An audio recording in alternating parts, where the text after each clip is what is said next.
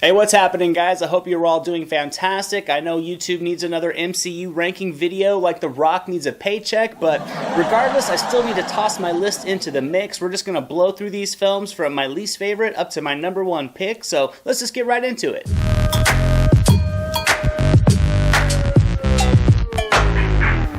Coming in at number 17, Thor. I didn't think this was a horrible film by any means, but the storyline for some reason just didn't grab me. Hemsworth felt kind of stiff in his first performance as the God of Thunder, and the bleached out eyebrows and the flat iron hair just didn't do it for me. The story was solid, I guess. It was engaging at times, but it also felt very formulaic, and the characters really, other than Loki, just didn't generate that much appeal for me. I thought the action was serviceable, but it kind of just felt reeled in from what I remembered from this character in the few comics of his that I did read. Coming in at number 16, Thor: The Dark World. Unfortunately, the follow-up to Thor did not fare much better on my list, as The Dark World did provide more entertainment, but in the end, it was still pretty underwhelming to me. The villain had some potential, but he felt very disposable from the first scene that he was in. I did really enjoy the development of the relationship between Loki and Thor, and by the time he gave his performance in this film, Hemsworth did feel much more comfortable in the role. He was much more natural and charming, but unfortunately, the comedic attempts in this film felt very clunky. The action sequences felt pretty routine, and the love dynamic between Thor and a suddenly ignorant Jane Foster were a total drag. Coming in at number 15, Iron Man 2. I probably like this film more than many, but I still will admit it definitely does have its flaws, but I really did enjoy the performance of Downey Jr. once again. He was more than enough to invest in this generic storyline, I thought. I also really loved the performance of Sam Rockwell as Justin Hammer, and I enjoyed his witty humor. There were some fun, wild action sequences, and Don Cheadle taking over the role of Rhodes was a bonus for me as well. This film turned out to be kind of just turn your brain off fun, but sometimes that's not too bad of a thing when the mood calls for it. Coming in at number 14, Guardians of the Galaxy Volume 2. I really enjoyed the first film, and I definitely had high hopes for this sequel, but despite having the great Kurt Russell and Sylvester Stallone in this film, it really still failed to hit the mark for me. This one just follows that sequel formula and overbloated everything that was a success in the first film. It was relentless with the attempted humor, and it felt like everyone was doing a stand-up routine. It really just killed a lot of the natural flow of the conversations and really just hindered the impact of the story, but I will admit, Michael Rooker as Yondu was fantastic, and so were the space battle sequences. Coming in at number 13, Iron Man 3. This is definitely an interesting movie. There were things that I love about it and things that I did not like at all. I did not like how the Mandarin was delivered in this film. It felt like a huge letdown and kind of just a cheap move, but on the positive side, I loved how this story explored a side of Tony Stark we had not seen before. His home has been destroyed. He's suddenly finding himself basically where he was at the beginning of his first film, and to me, it was a very compelling arc. This film really did have a lot more Tony Stark than it did Iron Man, but to me, it worked, and at the same time, it was still able to incorporate some awesome action sequences. Coming in at number 12, Avengers Age of Ultron. To me, this was an underwhelming sequel with a storyline that was a little bit too far-fetched for me to kind of invest in. The plot of the city being lifted up into the air was perfect for creating some great CGI moments, but it didn't translate to a compelling story. I really did enjoy the added chemistry amongst all the cast members. I really liked the additions of Vision, Scarlet Witch, and Quicksilver. There was also a nice mix of action sequences with the epic battle between Iron Man and the Hulk, but despite how fun all the action was, the storyline itself just didn't pull it all together like it could have, and James Spader served as a great voiceover, but Ultron himself was just lacking a lot of intimidation. Up next at number 11, Ant-Man. Well, this is definitely one of the cuter of the Marvel films, but it's still up on my list despite having a third act battle that takes place on a toy train in a kid's bedroom. Other than that, I really did enjoy this film, and I love Paul Rudd in the role of Scott Lang. He felt perfect for this character, and I thought his subtle comedic delivery really just translated into a lot of laughs. This was a fun origin story. I love the additions of Douglas, Pena, and Lily. I thought they all added some strong elements to the films with their characters. The special effects were fun and visually appealing, but really, the overly lighthearted tone just killed a lot of the impact, and the substance to Yellow Jacket was just very thin, making him nothing more than a cardboard villain with little to no intensity, but the origin story and the heist film elements still make this a fun movie. Next up at number 10, Doctor Strange.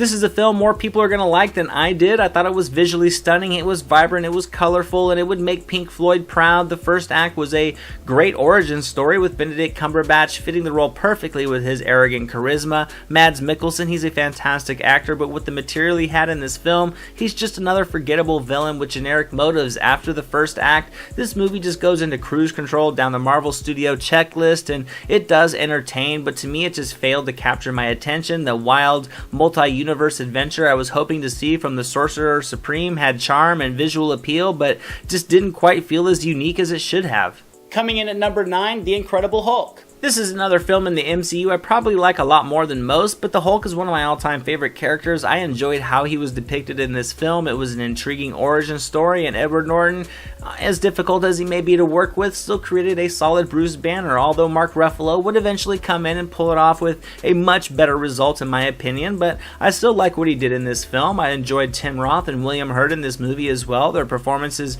really do add a lot of substance to the storyline. It was honestly a very formulaic origins film, but compared to Ang Lee's 2003 Hulk, this one was a major step up. The villain would eventually play out with a very routine arc, but it still resulted in some fun action sequences. Coming in at number 8, Captain America: The First Avenger. I absolutely love the settings and the time period of the storyline. It felt like it was set inside of a comic book world, but still in a very grounded way, and like Iron Man did, this one crafted a fantastic origin story with Chris Evans shining in the lead and feeling perfectly tailored for the Shield. It was fun to get to see the character come to life. I loved how the script worked the character into a real-world timeline, giving him kind of a historical feel that to me really felt fitting for the one known as the First Avenger, and the action wasn't the traditional bloated set pieces, but it was more battle-style sequences that I felt were perfectly fitted to the story, but still able to showcase Cap's ability, and Hugo Weaving as the Red Skull was absolutely fantastic in my opinion. Coming in at number 7, Spider-Man Homecoming. There was so much hype for this movie. Spider-Man tied to a film in the MCU. He was absolutely adored in the Civil War, so what would Homecoming bring? And in my opinion, it was a ton of fun. Tom Holland was excellent both as Peter Parker and as Spider-Man. He was age appropriate, and his personality really just kind of felt natural to a high school kid, which I really enjoyed. The story was continually progressing as Spider-Man comes into his own, and without the need of a traditional origin story, this film just kind of felt fresh. Michael Keaton was fantastic in his performance, despite the character kind of feeling a little formulaic, but he was still fantastic, and the action sequences were gritty and natural to a kid kind of being in a man's world. Coming in at number 6, Iron Man. The first film in the MCU, the kickoff you would say. Iron Man is a great origin story. Robert Downey Jr. was commanding with his performance. He stole the show as Tony Stark with his charming personality. The story may have been a little procedural at times, but I still think it definitely entertains. Jeff Bridges was great in his performance, but the progression of him as the villain was a little anticlimactic, but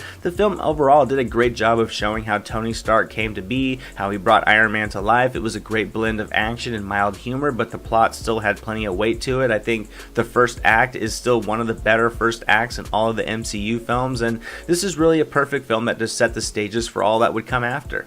Coming in at number 5, Guardians of the Galaxy. This film was definitely a big step for the MCU, and it was a huge success. Introducing unknown characters to the general population with the budget of a Marvel project was certainly a bold move, but with some charming personalities and a wild multi-universe adventure of a plot, this film surprised everyone by how entertaining it was. Chris Pratt absolutely carries the lead as Star-Lord perfectly, and when not all heroes are really easy to relate with, the grounded personalities really did enable that connection, and James Gunn crafted some awesome space battles, and with a script woven with so much organic humor, these anti-heroes weren't just likable, they were lovable. Coming in at number 4, Thor Ragnarok. So as you can see from this list, and despite enjoying Hemsworth in the role as the God of Thunder, the Thor films have just never grabbed me, but this movie was a change of pace. It was a great time. This movie took the character off Earth and into different planets, and I loved the vibrant vision Taika Waititi injected into this movie. The comedy was born of the natural situations, and it came across so naturally effective. The action sequences were wild and visually stunning, with a climactic end battle and a great showdown between the Hulk and the Thor. Cate Blanchett as Hela was fantastic. She was a great villain, and Tessa Thompson comes in with an inspired performance as Valkyrie, and this movie was just a great time overall. Next up, we have the top 3. Up at number 3, Captain America: The Winter Soldier. This film was the introduction of the Russo brothers into the MCU, who in my opinion crafted a well-structured, highly riveting espionage story with the Winter Soldier. It was a much more grounded plot that worked perfect for building layers of intrigue and peeling back layers of information, exploring all the characters and their different dynamics. Sebastian Stan as the Winter Soldier to me is an underrated villain in the MCU during his time as one, and I really liked how this film built on his and Cap's connection from the first movie. Having a villain carry over has worked for Loki, and I thought it worked for Barnes as well, as for giving him more substance, and I thought there was some fantastic fight sequences that had a lot of impact despite not being the over-top spectacle that we're used to, and I think this is one of the more complete films in the MCU.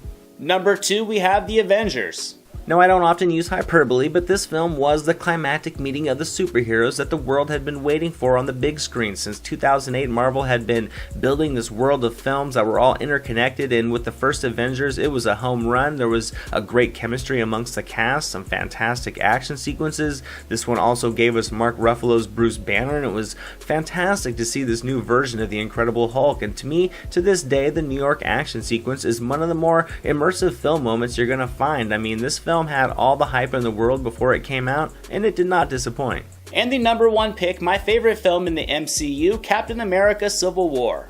This definitely has to be the number 1 Marvel movie for me. This film gave us the epic airport sequence, it introduced Chadwick Boseman as the Black Panther, it finally incorporated Spider-Man into the MCU with Tom Holland just nailing that role. The storylines were all woven together perfectly, and this film showed that if Marvel has issues with good villains, just take them out of there and let the heroes battle it out, but it really wove it into a storyline with some structure to it and some substance to kind of make it feel like that was their only option. I mean, there was so much going on in this film, but it still maintained a smooth continuity, and this movie just never gets old to me. And that's my ranking of the MCU, guys. I hope you enjoyed the video. Make sure to let me know down in the comments below how some of the films rank up for you, or at least give me your top 5 or top 3s. I love hearing all the different opinions on it. And I have a giveaway for you guys today. To the first person who can get it, I have 1 digital copy of Atomic Blonde available. All you have to do is go to the website below, enter the code that you see on the screen now, and if you're the first one to get it, it's all yours. And that's it for today, guys. Thanks so much for watching. I greatly appreciate it. If you enjoyed this video, make sure to give it a thumbs up, and hopefully you'll subscribe so you can catch all the new reviews and join in on the movie conversation. As always, I'm Anthony, this is the Silver Screen Analysis, and I'll see you at the movies.